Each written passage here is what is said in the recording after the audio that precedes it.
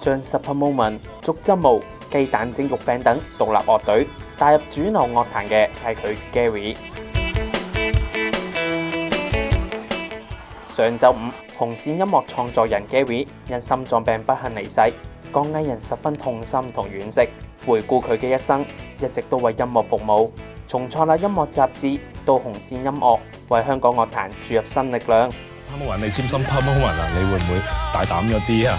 外形上即係三尖八角咁樣，會唔會係做唔到咧？會唔會太瘋狂咧？你做一間公司去做佢哋，每次喺台上咧就哇，即係好似粒瀨尿牛丸抌上天咧。我哋將所有啲夢想啊，同埋我哋嘅諗法，即係灌注咗喺嗰粒丸入邊咁樣。